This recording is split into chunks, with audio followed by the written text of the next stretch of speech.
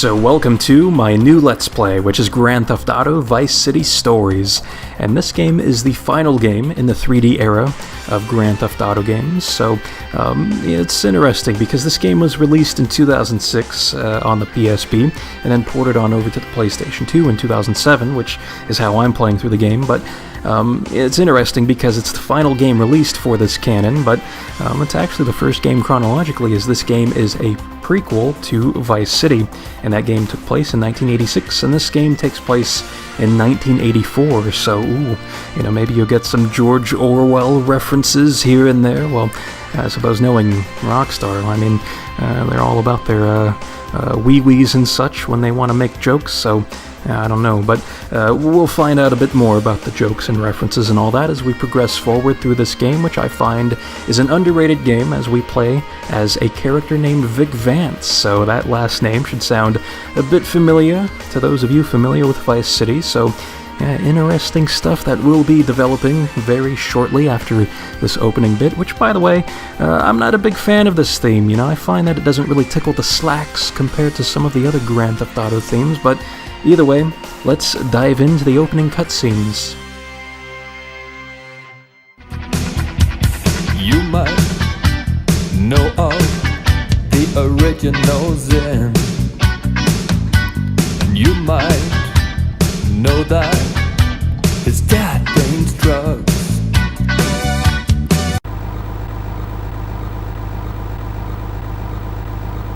Nice ass, baby.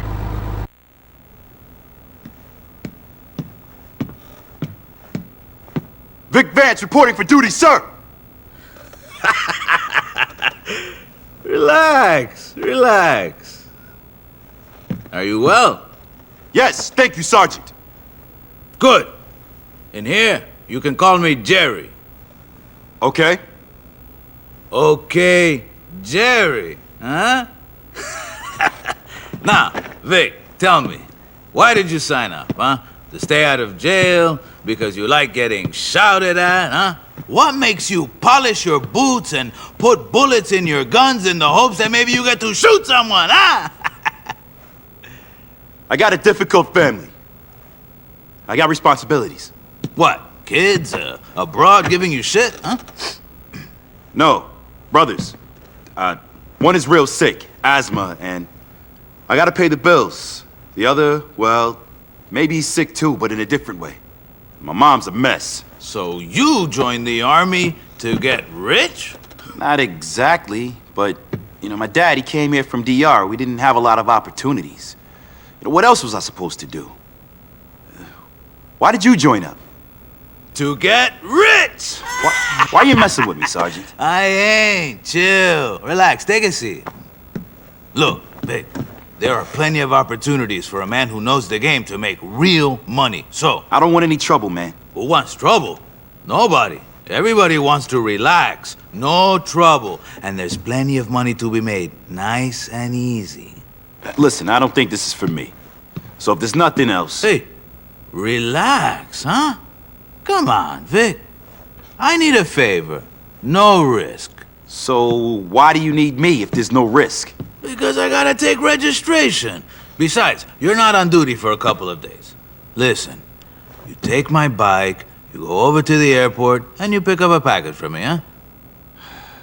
Okay, just this one favor, and that's it. Good.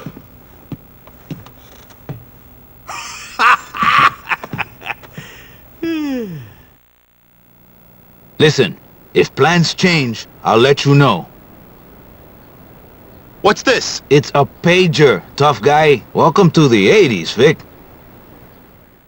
Ooh, I don't know if I can handle this advanced technology here, as we're, reverting back to the ways of Grand Theft Auto 3 by using a pager to, communicate with people through.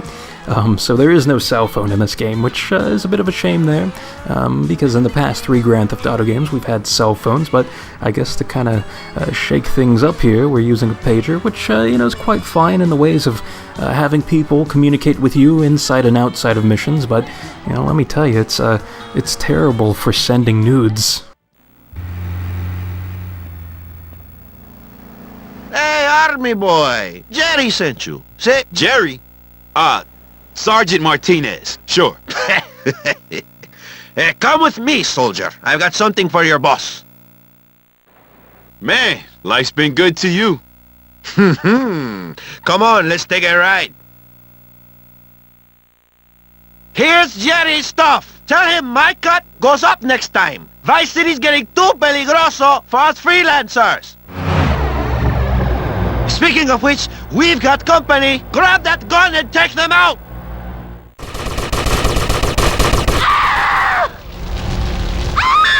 Abandoned ship!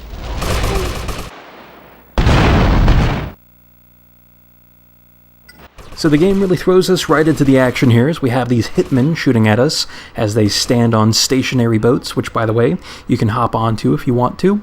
And you can see that the driver gets spooked and decides to essentially kill themselves, as most AI can't swim, so yeah, they've just drowned. And I suppose this other guy is getting tickled to death, which I like how the motor of the boat is like censoring what's going on, so you know, it makes it seem a bit more sexual than it really is. So, I mean, who doesn't love that type of thing? But sadly, though, you have Seymour, who didn't make it to shore. We swam past his lifeless body as we made it to shore.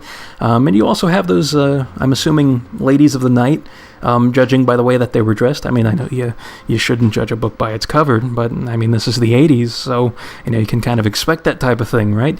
But you know, it's like those women didn't survive the explosion, so they have also died during this mission, so lots of deaths going on here. But I suppose the most important piece to this game's puzzle is Vic Vance, and, you know, he's still alive, and he has the drugs obtained from that drug deal gone wrong, which, by the way, is an interesting parallel, because in Vice City's opening mission, you have a cutscene that also showcases a drug deal gone wrong, so yeah, interesting stuff there on multiple angles, and I suppose even more interesting things, or at least I find them interesting. I mean, maybe not everybody does, but what's going to happen off screen is that Vic is going to hide these drugs he's obtained underneath his bed in the barracks, which is an absolutely terrible idea.